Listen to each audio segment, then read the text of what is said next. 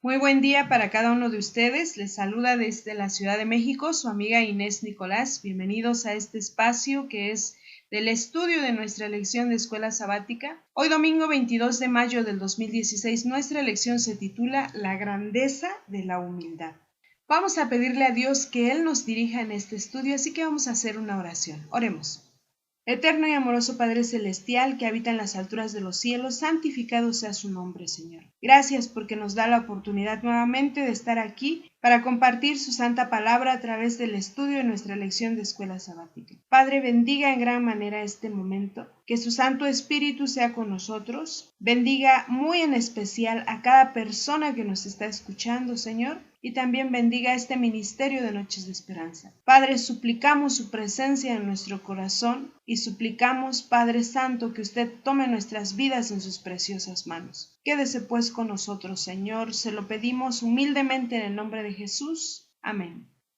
Estamos iniciando el estudio de la lección número 9 titulada Ídolos del alma y otras lecciones de Jesús. La cita bíblica para memorizar la encontramos en San Mateo 18:1, que dice así: En aquel tiempo los discípulos vinieron a Jesús diciendo, ¿quién es el mayor en el reino de los cielos? Si recuerdan, la semana pasada estudiamos sobre una pregunta también, pero esa pregunta la hizo nuestro Señor Jesucristo cuando le dice a sus discípulos, ¿y ustedes quién decís que soy yo? Y nosotros sabemos que nuestro Señor Jesucristo estaba tratando de instruir a sus discípulos para que ellos trabajaran en el pregón de este evangelio eterno, de este evangelio de salvación. Y estaba tratando de explicarles también cómo iba a cumplir su plan de redención y cuál era su ministerio y su objetivo principal de haber venido a este mundo. Entonces, cuando ellos regresaban a Capernaum, nuestro Señor Jesús junto con sus discípulos buscaron silenciosamente una casa que había de ser su hogar provisoriamente durante su estancia en Galilea. Nuestro Señor Jesús se proponía instruir a sus discípulos. Si recuerdan, estudiamos la semana pasada que les había dicho que tenía que ir a Jerusalén, tenía que morir en Jerusalén y tenía que resucitar al tercer día. Y aunque todo esto que les había anunciado para ellos era algo extraño y terrible y un pesar había llegado a sus corazones, porque nuestro Señor Jesucristo iba a ser entregado en manos de sus enemigos, los discípulos no comprendían todavía las palabras de nuestro Señor Jesucristo. Cuando caminaban en su trayecto en Galilea, ellos disputaban entre sí acerca de quién sería el mayor en el reino. Ellos pensaban ocultarle esta disensión a nuestro Señor Jesucristo, así que ellos se mantenían atrás y dejaban que nuestro Señor Jesús iba caminando delante de ellos y ellos se quedaban para discutir esto. ¿Quién tenía mejores cualidades para ocupar el número 1? Nosotros sabemos que nuestro Señor Jesús puede leer nuestros pensamientos y puede escudriñar nuestros corazones. Así que Él sabía perfectamente lo que pasaba en la cabeza, en el corazón de sus discípulos. Y Él en su corazón lleno de amor anhelaba aconsejarlos, instruirlos, para que ellos no erraran en sus pensamientos, en sus convicciones y en sus objetivos que tenían hacia nuestro gran Maestro. Pero Él esperó una hora tranquila en donde ellos estuviesen con un corazón dispuesto para recibir sus instrucciones, para recibir sus palabras. Es así el carácter de nuestro Padre Celestial. A pesar de que nosotros tengamos disensión en nuestro corazón, a pesar de que nosotros estemos tratando de sobresalir por nuestras propias fuerzas, Él espera un momento tranquilo en donde nosotros tengamos el corazón dispuesto a recibir sus palabras para así obtener la instrucción, la enseñanza que Él desea que nosotros tengamos para después compartirla y que no sea un evangelio tergiversado, que no sea un evangelio adulterado. Vamos a leer San Mateo capítulo 18 versos del 1 al 4. Dice así: En aquel tiempo los discípulos vinieron a Jesús diciendo, ¿quién es el mayor en el reino de los cielos? Y llamando Jesús a un niño, lo puso en medio de ellos y dijo, de cierto os digo que si no os volvéis y os hacéis como niños, no entraréis en el reino de los cielos. Así que cualquiera que se humille como este niño, ese es el mayor en el reino de los cielos. Interesante acontecimiento. Después de que Pedro había regresado del mar, porque si recuerdan en nuestro estudio la semana pasada, le cobraban impuestos a nuestro Señor Jesucristo, impuestos del templo. Como él no tenía el dinero, las dracmas que le pedían a la mano, él envió a Pedro a pescar para que el primer pez que él pescara le abriera la boca y dentro de él encontrara el estatero para que esto cubriera los impuestos tanto de Pedro como de nuestro Señor Jesucristo. Bien, cuando Pedro regresa del mar, los discípulos tienen esta discusión, este debate. Entonces lo que hacen es comentarle esta situación a Pedro. Y Pedro, como sabemos que siempre toma la vanguardia, es el que lanza esta pregunta, pero en representación de todos los discípulos de nuestro Señor Jesucristo. Aunque nuestro Señor Jesús tenía la intención de prepararlos a ellos porque sabía que las horas que se acercaban eran peligrosas, las vidas de sus discípulos peligraban. Y es por eso que nuestro Señor Jesús quería pasar tiempo con ellos. Cuando nuestro Señor Jesucristo los reúne para responderles esta pregunta, dice las Sagradas Escrituras, llamó a un niño nuestro Señor Jesús, lo puso en medio de ellos y les dijo, de cierto os digo que si no os volvéis y os hacéis como niños, no entraréis en el reino de los cielos. Así que cualquiera que se humilla como este niño, ese es el mayor en el reino de los cielos. Nosotros conocemos a los niños. Los niños no quieren ser grandes. Los niños se conforman y juegan con cualquier cosa. Si nosotros convertimos a los niños en materialistas en nuestros días, ese es nuestro pecado que estamos transmitiendo. Pero en realidad la inocencia que existe en el corazón de un niño es capaz de perdonar todo lo que le hagan con tal de jugar nuevamente. Esa es la sencillez que quiere nuestro Padre Celestial de nosotros. Que no tengamos prejuicios, que no tengamos malicia en nuestro corazón, que no seamos avaros, ambiciosos. Es bueno desempeñarnos en alguna habilidad que nosotros tengamos y es bueno que nosotros hagamos cosas profesionalmente, en algún oficio, lo que tengamos que hacer. Que desarrollemos nuestra mente y que sobresalgamos, es bueno, pero que no nos alabemos de nuestra propia justicia o de nuestra propia sabiduría, porque puede posesionarse en nosotros un espíritu de aquel que sabemos que se enalteció delante del Señor.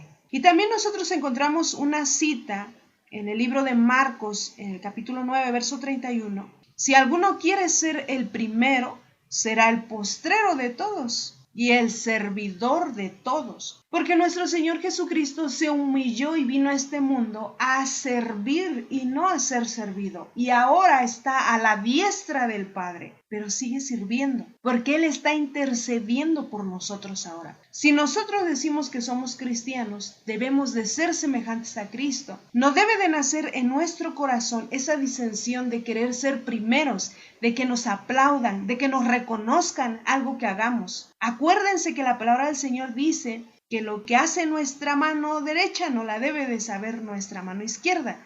No es que sea así literalmente, es un ejemplo de lo que tiene que suceder cuando nosotros hagamos algo que sea para la honra y la gloria de Dios, pero no toquemos trompeta, dice las Sagradas Escrituras también. Lucas 14:11 dice, porque cualquiera que se enaltece será humillado y el que se humilla será enaltecido. El deseo de todas las gentes, en la página 470, les comparto un párrafo pequeño que dice así: el reino de Dios viene sin manifestación exterior. El evangelio de la gracia de Dios, con su espíritu de abnegación, no puede nunca estar en armonía con el espíritu del mundo. Los dos principios son antagónicos, mas el hombre animal no percibe las cosas que son del Espíritu de Dios porque le son locura y no las puede entender porque se han de examinar espiritualmente. Esto era lo que pasaba con los discípulos en este momento.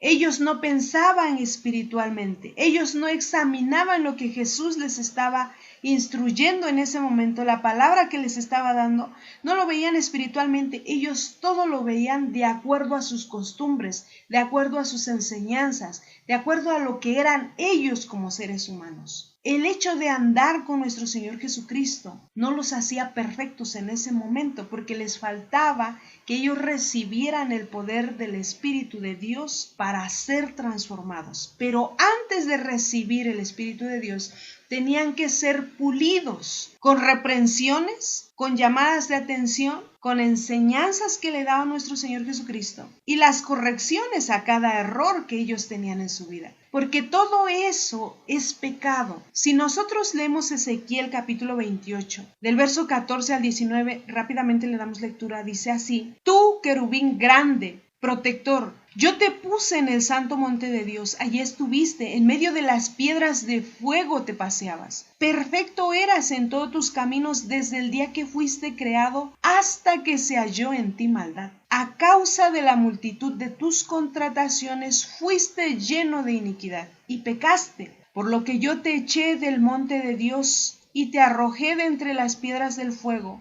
Oh querubín protector, se enalteció tu corazón a causa de tu hermosura, corrompiste tu sabiduría a causa de tu esplendor. Yo te arrojaré por tierra delante de los reyes, te pondré para que miren en ti. Con la multitud de tus maldades y con la iniquidad de tus contrataciones profanaste tu santuario. Yo pues saqué fuego de en medio de ti, el cual te consumió y te puse en ceniza sobre la tierra a los ojos de todos los que te miran. Todos los que te conocieron de entre los pueblos se maravillarán sobre ti. Espanto serás y para siempre dejarás de ser. Ven que si nosotros nos dejamos llevar por lo carnal, vamos a terminar siendo semejantes a este querubín que fue lanzado a la tierra, que fue hecho cenizas. Es por eso que Jesús estaba tratando de hacerles entender a sus discípulos que este sentimiento de enaltecerse, de querer sentir orgullo, de querer sentir ego, de querer sentirse el mejor, esto no proviene de nuestro Señor Jesucristo, porque nuestro Señor Jesucristo se humilló a sí mismo, se negó a sí mismo hasta la muerte, dice su palabra, y muerte de cruz, por amor a nosotros. Es el mismo ejemplo que nosotros debemos de seguir. La fe por la cual vivo, en la página 140, la sierva del Señor escribe y dice esto: el pecador impotente debe allegarse a Cristo como su única esperanza. Si se interrumpe esta unión por un momento, pone en peligro su propia alma y la de los demás. Solo estamos seguros en el ejercicio de una fe viva, pero si cometemos cualquier pecado conocido o descuidamos deberes conocidos, ya sea en el hogar o afuera, la fe se destruye y el alma se separa de Dios. Por eso nosotros no debemos descuidar nuestra relación con el Señor. Nada es tan ofensivo a la vista de nuestro Padre Celestial como el espíritu de suficiencia propia, porque esto nació en el corazón de Lucifer. Grabémonos esto: nada es tan ofensivo a la vista de Dios como el espíritu de suficiencia propia. Es por eso que a través de la vida de Pedro nos ofrece un triste ejemplo que debiera ser una amonestación para todos nosotros que queremos seguir a nuestro Señor Jesucristo. El Salvador le había advertido fielmente acerca del peligro inminente, pero lleno de presunción y confianza propia, se jactó de su constante fidelidad y celo y declaró que estaba dispuesto a seguir a su Maestro hasta la prisión o hasta la muerte si era necesario. Pero nosotros conocemos esa triste historia. Y antes de que él cumpliera esta palabra, negó a su Maestro. Entonces nosotros por eso debemos de reflexionar.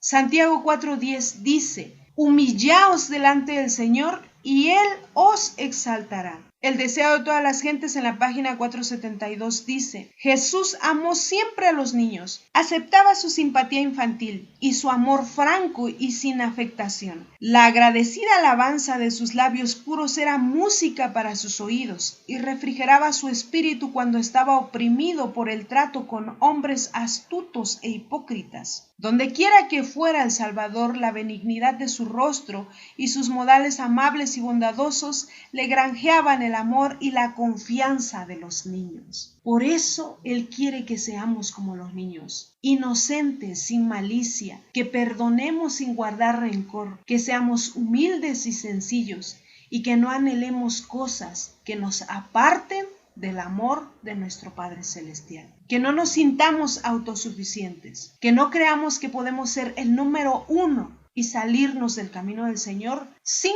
tener cuidado, que estamos a punto de perder nuestra vida eterna por la que Cristo Jesús pagó en la cruz del Calvario. Para terminar, les comparto un pequeño párrafo de los escritos de nuestra hermana Huay en el libro La fe por la cual vivo 140, que dice así: los hombres que se humillan a sí mismos como un niño serán enseñados por Dios. El Señor no depende de los talentos del hombre, porque Él es la fuente de todo don perfecto. El más humilde de los hombres, si ama y teme a Dios, podrá poseer los dones celestiales. Amigos y hermanos, esperando en el Señor que reflexionemos en esta santa palabra, para que seamos engrandecidos delante del Señor, pero por nuestra humildad a semejanza de un niño. Que Dios bendiga su palabra, que Dios les bendiga a cada uno de ustedes. Esta es una cortesía y producción de Ministerios Live Radio y Noches de Esperanza Ministries.